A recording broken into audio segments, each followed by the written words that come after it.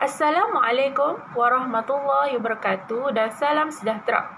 Nama saya Nur Fadli binti Abdullah. Baiklah, hari ini saya akan memulakan perbincangan. Saya akan berbincang mengenai topik sastra hikayat. Sastra hikayat ialah cerita-cerita dalam bentuk bertulis yang menggunakan bahasa Melayu lama dengan langgang bahasa dan struktur yang tertentu. Membawa cerita ajaib yang berunsurkan hiburan hasil daripada imajinasi dan fantasi pengarangnya. Sastra hikayat terbahagi kepada 3. Yang pertama ialah sastra hikayat berunsurkan Hindu. Seterusnya, sastra hikayat berunsurkan Hindu-Islam. Dan yang terakhir ialah sastra hikayat berunsurkan Islam. Ciri-ciri sastra hikayat. Ciri pertama sastra hikayat ialah lantar tempat dalam cerita mencakupi alam nyata dan juga alam gaib seperti di istana raja-raja, kayangan, istana jin dan juga alam hantu syaitan. Contohnya, dalam hikayat Pendawa Lima, ia bertempat di istana Maharaja Baladewa dan juga istana Maharaja Gatot Kacau. Ciri sastra hikayat yang kedua ialah watak dalam cerita meliputi manusia biasa, raja-raja, dewa-dewa, para jin, hantu syaitan dan juga binatang. Contohnya, dalam hikayat Pendawa Lima, ia melibatkan anak-anak raja iaitu dewa-dewa seperti Dewa Krishna. Ciri ketiga sastra hikayat ialah tema dan persoalan dalam cerita biasanya melibatkan unsur penceritaan, penggambaraan dan juga peperangan. Contohnya, dalam hikayat Pendawa Lima, Sang Bimayu keluar mengembara untuk mencari isterinya. Ciri keempat sastra hikayat ialah plot cerita biasanya bersifat kronologi iaitu mengikut urutan masa dari awal sampai akhir cerita. Contohnya, peringkat awal ialah peringkat pra-pengembaraan, semasa pengembaraan dan selepas pengembaraan. Cerita berakhir dengan happy ending seperti dalam hikayat Pendawa Lima, Sang Bimayu memperoleh semula isterinya. Ciri kelima sastra hikayat ialah unsur luar biasa dalam cerita. Contohnya, kuasa luar biasa para dewa-dewi dan juga kepahlawanan watak utama dalam menghadapi musuh. Dalam hikayat Pendawa Lima, watak Sang Bimayu digambarkan sangat berani iaitu semasa berhadapan dengan hulu balang Maharaja Gatot Kacau. Ciri terakhir ialah cerita kesusastraan adalah ditulis untuk tujuan hiburan.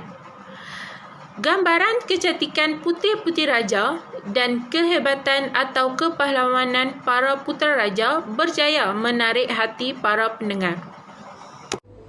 Assalamualaikum dan salam sejahtera. Sekarang ini saya akan teruskan dengan sastra sejarah. Sastra sejarah membawa erti sebagai satu bentuk penulisan yang menggabungkan unsur-unsur penulisan sejarah dan juga unsur-unsur penulisan bukan sejarah. Antara karya yang terdapat dalam sastra sejarah ialah Sulalatul Salatin Sejarah Melayu. Sulalatul Salatin Sejarah Melayu mengisahkan tentang kebangkitan, kegemilangan dan kejatuhan zaman Kesultanan Melaka. Tema Sulalatul Salatin Sejarah Melayu ialah mengisahkan tentang asal-usul raja dan kerajaan Melayu yang berasal dari keturunan Raja Iskandar Zulkarnain. Terdapat 3 persoalan yang berada di dalam Sulalatul Salatin Sejarah Melayu. Yang pertama ialah kepimpinan melalui teladan. Kepimpinan melalui teladan ini dapat dilihat daripada Sultan Alauddin Riayat Shah yang turut serta Hang Ishaq dan Hang Siak dalam menangkap pencuri yang semakin berleluasa di negerinya. Persoalan yang kedua ialah kebijaksanaan dalam menentang musuh. Tun Perak menyuruh semua anak dan isteri untuk turut serta dalam peperangan agar dapat memberi semangat kepada tentera Melaka dalam menghadapi Siam. Persoalan yang terakhir ialah taat setia kepada raja. Perkara ini dapat dilihat pada Hang Tuah yang taat pada perintah Sultan untuk berlawan dengan Hang Jebat walaupun sebelumnya Sultan telah menjatuhkan hukuman agar Hang Tuah dibunuh. Baiklah, sekarang saya akan teruskan dengan sastra epik. Sastra epik membawa erti sebagai sebuah puisi panjang yang menceritakan tentang bakti seorang pahlawan. Antara karya yang terdapat dalam sastra epik ialah Hang Tuah diutus ke Siam. Tema bagi karya ini ialah hubungan diplomatik yang terjalin antara sesebuah negara dengan negara lain. Terdapat 3 persoalan dalam karya ini. Yang pertama ialah hubungan diplomatik dengan negara lain. Persoalan ini dapat dilihat melalui peristiwa di mana Hang Tuah diutuskan ke Siam untuk membeli 6 ekor gajah dan selain itu, Hang Tuah juga mahir dalam berbahasa Siam sehingga menyebabkan Raja Siam kagum dengan sifat Hang Tuah dan dari situ terjalinlah hubungan antara Melaka dan Siam. Persoalan yang kedua ialah keberanian seorang Laksmana. Hang Tuah berjaya mengalahkan 7 orang pendekar Jepun yang mengamuk di Balairung Raja Prachau. Persoalan yang terakhir ialah ketangkasan dalam bertarung. Raja Prachau menyuruh pendekar Jepun bermain senjata dengan Hang Tuah sebagai pertunjukan dan akhirnya Hang Tuah yang menang. Seterusnya, saya akan menyambung topik perbincangan kita pada hari ini. Saya akan mengulas tentang sastra Panji. Sastra Panji adalah cerita hikayat yang berkisah tentang percintaan, penyamaran, pengembaraan dan peperangan. Kebanyakan watak-watak yang terlibat di dalam cerita ini adalah seperti raja-raja dan puteri. Cerita-cerita Panji terbahagi kepada 2 bentuk. Bentuk yang pertama adalah dalam bentuk prosa dan bentuk yang kedua adalah dalam bentuk puisi. Contoh dalam bentuk prosa adalah seperti hikayat Raden Inukartapati, hikayat Panji Samerang dan hikayat Cekel Wenampati. Manakala dalam bentuk puisi pula adalah seperti Syair Kintambohan dan Panji Narawangsa. Tetapi saya lagi tertarik untuk mengulas tentang hikayat Raden Inukartapati pada hari ini. Tema di dalam cerita hikayat Raden Inukartapati adalah berkisah tentang percintaan. Raden Inu mencintai Kintambohan lalu mengahwininya, tetapi perkahwinan mereka ditentang oleh kedua-dua orang tuanya iaitu Sang Nata dan Permaisuri. Permaisuri menentang perkahwinan mereka sekeras-kerasnya disebabkan Kintambohan adalah anak jarahan dan Permaisuri menganggap Kintambohan tidak layak untuk menjadi permaisuri yang seterusnya.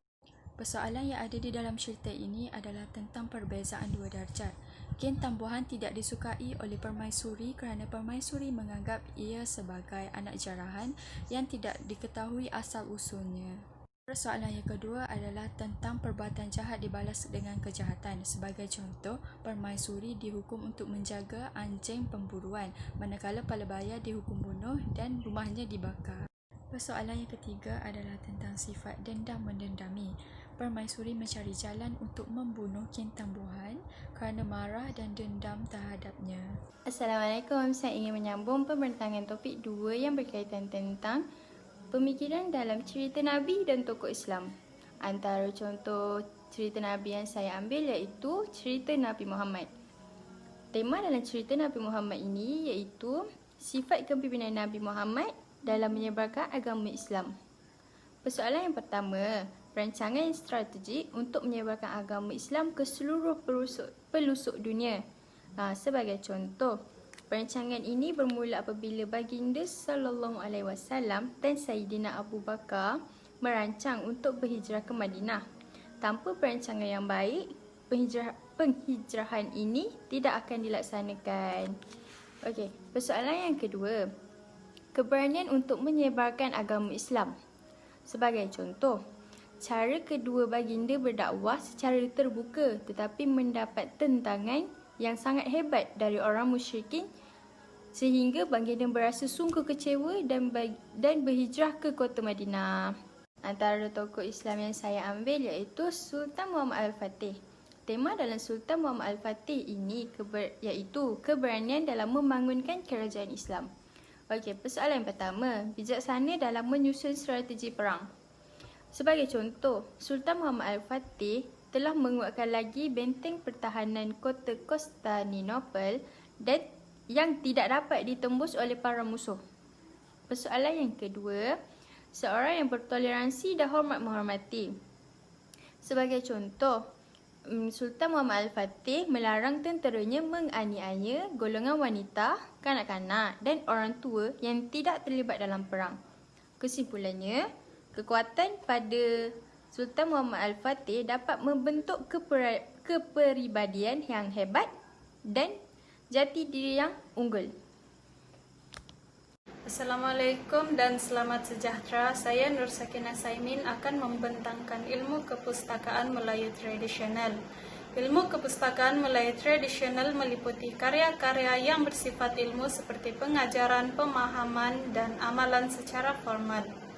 Ianya juga menerangkan kepercayaan dan amalan dalam masyarakat Melayu terhadap aspek yang berkenaan seperti kepercayaan terhadap kuasa gaib dan benda lain yang dihubungkan dengan penyakit dan obatnya.